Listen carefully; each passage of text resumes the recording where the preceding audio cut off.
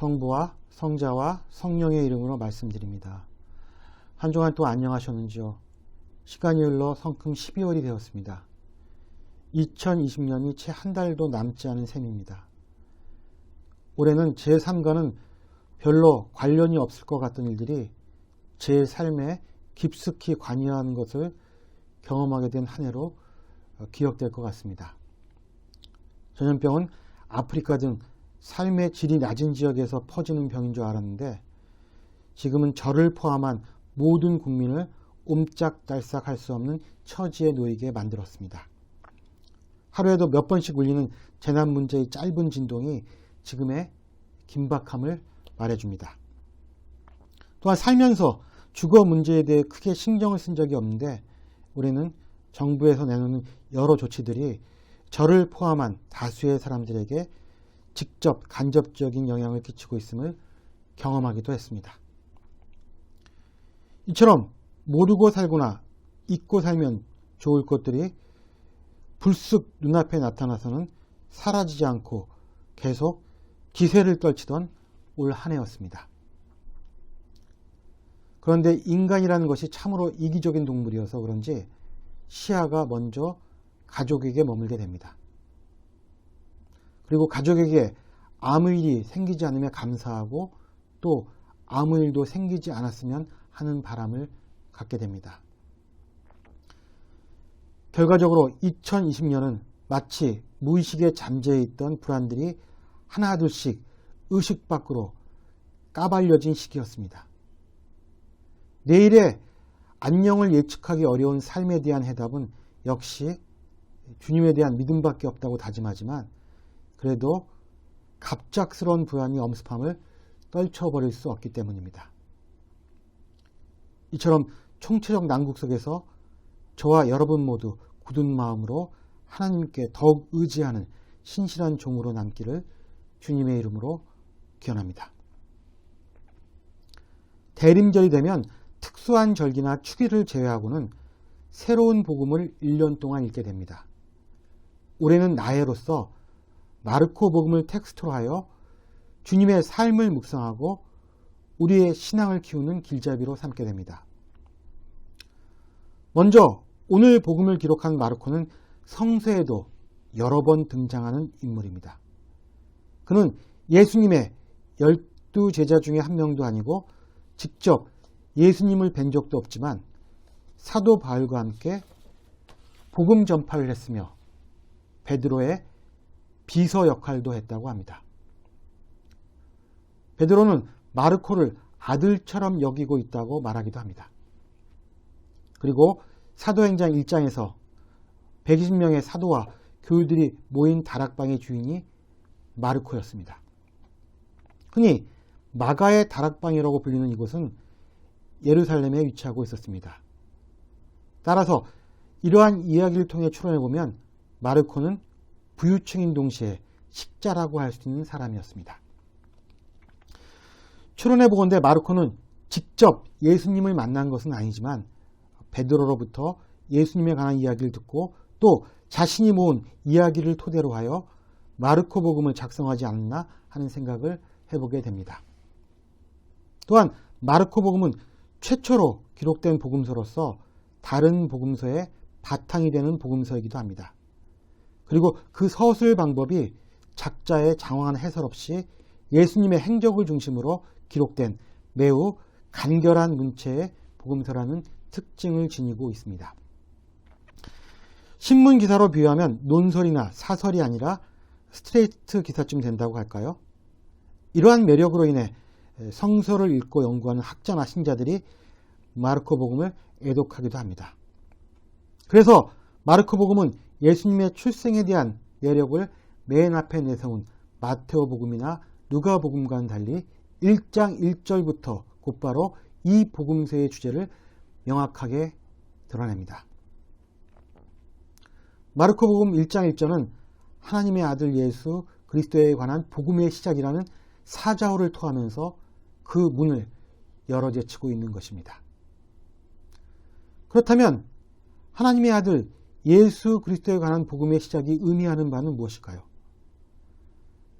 그리스도는 머리에 성유 부음을 받은 자, 곧 왕 또는 구세주란 의미를 지니고 있습니다.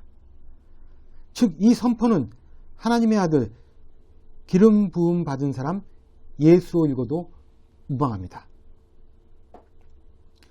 우리는 지금 예수님이 당연히 하나님의 아들이고 그리스도임을 믿고 있습니다. 그리고 우리는 주님으로 고백합니다. 그러나 당대의 사람들은 이런 질문을 했을 것입니다.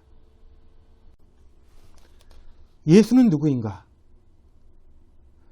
기름 부음 받은 이라는 말은 무슨 의미인가? 그리고 도대체 왜 예수라는 사람에게 로마 황제에게만 쓸 수 있는 칭호를 붙이는가? 마르코가 사람들의 이목을 끌기 위해 이 문장을 자신의 복음서의 첫 번째로 배치했다면 그 의도는 매우 성공적이었을 것으로 짐작됩니다. 따라서 당시 사람들은 이 문장을 읽자마자 이 책이 새로운 체제에 관한 이야기를 하고 있음을 알아차렸을 것으로 추측됩니다. 왜냐하면 하나님의 아들, 신의 아들은 로마 황제에게나 쓰는 표현이었기 때문입니다. 이처럼 마르코 복음서는 예수 그리스도를 통한 하나님의 통치를 공식적으로 선언함으로써 지금의 체제와는 다른 체제가 도래하고 있음을 선포한 책이라고 할 수 있습니다.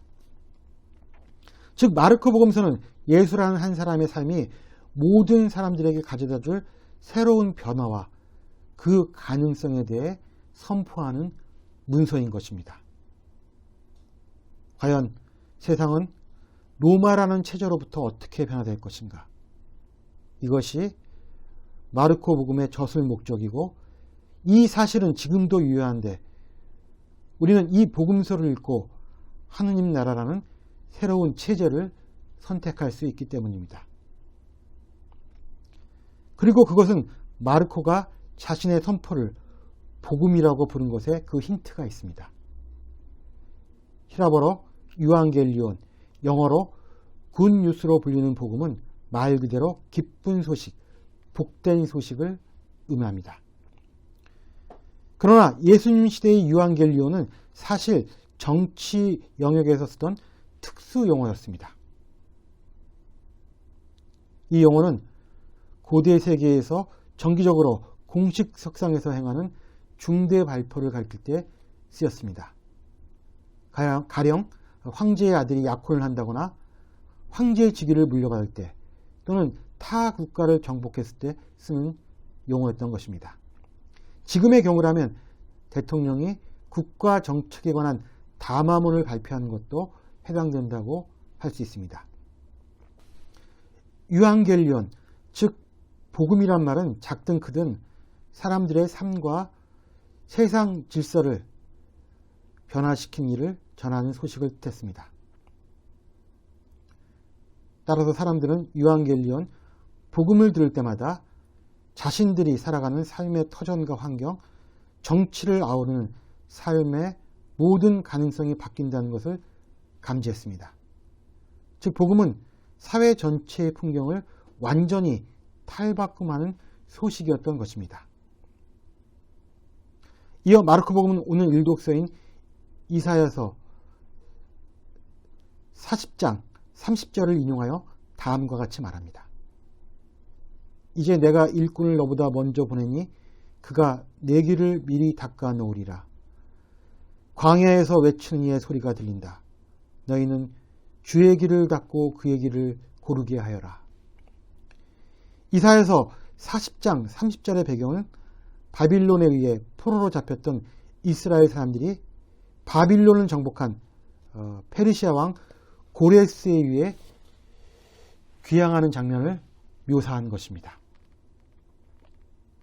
즉, 귀향이라는 하나님의 약속이 이방인 왕을 통해서 이루어진 것입니다. 하나님의 약속을 따라 왕을 앞세우고 포로였던 백성들이 그를 따라가는 긴 행렬이 이어집니다. 이것이야말로 일종의 회개, 즉 돌아섬입니다. 지금까지 자신을 속박하던 체제에서 벗어나 새로운 길로 들어선 것입니다. 그리고 그 길은 하나님이 구축한 신체제로 다가서는 길이었습니다. 마르코복음도 하나님께서 새로운 왕이신 예수 그리스도를 통하여 당신의 백성을 구체제의 속박으로부터 되찾고자 하신 것을 기록한 책입니다. 그리고 그의 전령은 바로 세례 요한이었습니다. 마르코복음 1장 4절에서 8절은 광야에서 먼저 보내진 자, 예언자이자 고행자인 세례 요한을 통하여 이스라엘 사람들에게 회개와 세례를 베풀고 주님의 길을 예비하는 모습을 그리고 있습니다.